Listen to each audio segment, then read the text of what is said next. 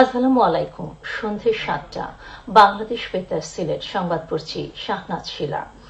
নবনিযুক্ত প্রধান বিচারপতি সৈয়দ রেফাত আহমেদ রাজধানীর সাভার জাতীয় স্মৃতিসৌধে মহান মুক্তিযুদ্ধে বীর শহীদদের প্রতি শ্রদ্ধা জানিয়েছেন। আজ সকাল ৭:15টায় তিনি শ্রদ্ধা জানান। পরে তিনি সাভার জাতীয় স্মৃতিসৌধের পরিদর্শন বইয়ে স্বাক্ষর করেন। এ সময় হাইকোর্ট ও আপিল বিভাগের বিচারপতিগণ এবং সুপ্রিম কোর্ট রেজিস্ট্রির কর্মকর্তাগণ উপস্থিত ছিলেন। প্রধান বিচারপতি সৈয়দ রেফাত আহমেদ গতকাল শপথ গ্রহণ করেন। রাষ্ট্রপতি মোহাম্মদ শাহাবুদ্দিন বঙ্গভবনে তাকে শপথ বাক্য পাঠ করান।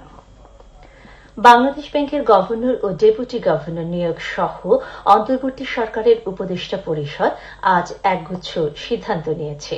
বাংলাদেশ ব্যাংকের গভর্নর ও বিএসইসির চেয়ারম্যানের পদত্যাগপত্র গ্রহণ করে বৈঠকে শিগগিরই বাংলাদেশ ব্যাংকের গভর্নর নিয়োগের সিদ্ধান্ত নেওয়া হয়েছে বলে এক সংবাদ বিজ্ঞপ্তিতে জানানো হয়েছে। বাংলাদেশ ব্যাংকের ডেপুটি গভর্নরদের শূন্য পদে নিয়োগের সুপারিশের জন্য মুসলিম চৌধুরী, আহসান এইচ মনসুর ও নজরুল ইসলামের সমন্বয়ে একটি সার্চ কমিটি গঠন করা হয়েছে। সিদ্ধান্ত অনুযায়ী যত তাড়াতাড়ি সম্ভব সকল আহত আন্দোলনকারীদের একটি তালিকা প্রস্তুত করা হবে এবং তাদের চিকিৎসার খরচ সম্পূর্ণভাবে সরকার বহন করবে। স্বাস্থ্য মন্ত্রণালয় সেই অনুযায়ী সকল হাসপাতালকে নির্দেশ দেবে। সরকার নিহত আন্দোলনকারীদের পরিবারকেও সহায়তা করবে। পররাষ্ট্র মন্ত্রণালয় অবিলম্বে বাংলাদেশি ছাত্র এবং জনগণের সমর্থনে প্রতিবাদ করার জন্য সংযুক্ত আরব আমিরাত কর্তৃপক্ষ কর্তৃক গ্রেফতারকৃত এবং দণ্ডিত ৫৭ বাংলাদেশিদের মুক্তির জন্য আলোচনা শুরু করবে। প্রয়োজনে প্রধান উপদেষ্টা নিজেই সংশ্লিষ্ট সরকারের সঙ্গে কথা বলবেন। সব চুক্তিভিত্তিক নিয়োগের তালিকা তৈরি করা হচ্ছে। যদিও কিছু বিতর্কিত চুক্তি অবিলম্বে বাতিল করা হবে, বাকিগুলো পর্যায়ক্রমে বাতিল করা হবে। সকল নিত্য প্রয়োজনীয় জিনিসপত্রের সরবরাহ নিশ্চিত করতে হবে।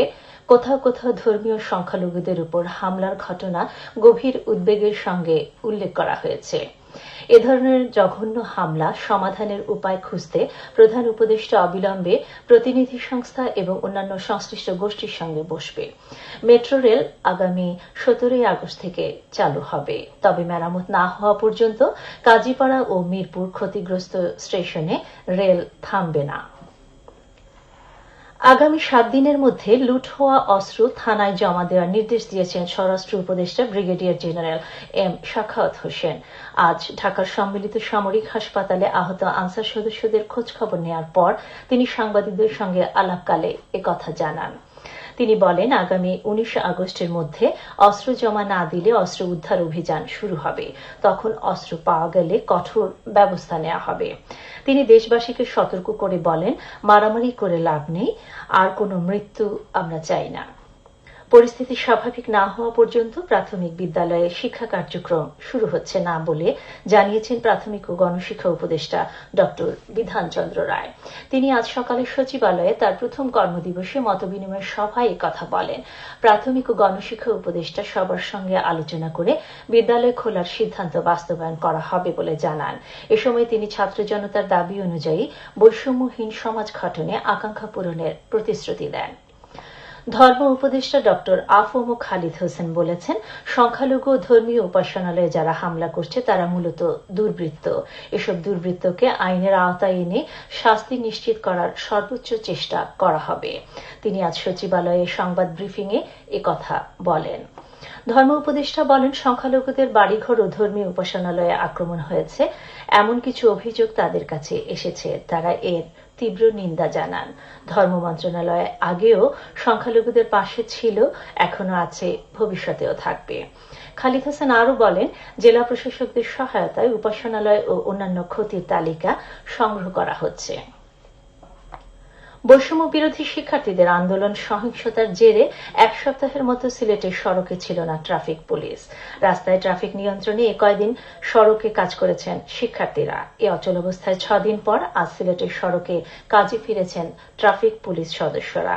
দীর্ঘ এক সপ্তাহের অনুপস্থিতির পর তারা সড়কের দায়িত্ব বুঝে নিয়েছেন। তবে সড়কে শৃঙ্খলা বজায় রাখতে এখনও পুলিশকে সহযোগিতা করছেন স্কাউট ও বিএনসিসির সদস্যরা। মেট্রোপলিটন পুলিশের কমিশনার মোহাম্মদ জাকির হোসেন খান সকালে নগরের বিভিন্ন পয়েন্টে ট্রাফিক পুলিশের কার্যক্রম পরিদর্শন করেন। এদিকে হবিগঞ্জের 9টি থানা এলাকায় আজ থেকে পুলিশের টহল ডিউটি সহ আইন শৃঙ্খলা রক্ষায় সার্বিক কার্যক্রম পুরোপুরি শুরু হয়েছে। সকাল থেকে জেলার 9টি থানা এবং 12টি তদন্ত কেন্দ্রে পুলিশের তৎপরতা বৃদ্ধি পেয়েছে। পুলিশের কার্যক্রম শুরু হওয়ায় স্বস্তি ফিরেছে জনজীবনে। শহরের বিভিন্ন পয়েন্টে পুলিশের টহল দেখা যাচ্ছে। সড়কে যানজট নিরসনে দায়িত্ব পালন করছেন ট্রাফিক পুলিশও। খেলার খবর ফুটবল। সিলেটের জকিগঞ্জ উপজেলার টাকের গাঁওয়ে আয়োজিত টুর্নামেন্টে চ্যাম্পিয়ন হয়েছে বাবলু ক্রীড়া চক্র। আজ ফাইনালে তারা টাই ব্রেকারে 5-3 গোলে জামিল একাদশকে পরাজিত করে। টুর্নামেন্টে 20টি দল অংশ নেয়। সবশেষে আবহাওয়া। রাত 1টা পর্যন্ত পূর্বাভাসে বলা হয়েছে সিলেট সহ পার্শ্ববর্তী এলাকায় দক্ষিণ এবং দক্ষিণ পূর্ব দিক থেকে অস্থায়ীভাবে ঘন্টায় সর্বোচ্চ 60 কিলোমিটার বেগে দমকা থেকে ঝড়ো হাওয়া বয়ে যেতে পারে। সেই সঙ্গে হতে পারে বৃষ্টি অথবা বজ্রসহ বৃষ্টিপাত। এসব এলাকার নদী বন্দরগুলোকে 1 নম্বর সতর্কতা সংকেত দেখাতে বলা হয়েছে। আজ সিলেটের সর্বোচ্চ তাপমাত্রা ছিল 28.2 ডিগ্রি সেলসিয়াস এবং সর্বনিম্ন 24.5 ডিগ্রি সেলসিয়াস। বাতাসে আর্দ্রতা ছিল সকালে 96% এবং সন্ধ্যায় 93%। আগামীকাল সিলেটে সূর্যোদয় হবে ভোর 5টা 26 এবং অস্ত যাবে সন্ধ্যা 6টা 29। সংবাদ শেষ হলো। পরবর্তী স্থানীয় সংবাদ প্রচারিত হবে আগামীকাল সকাল 8টা 10। আল্লাহ হাফিজ।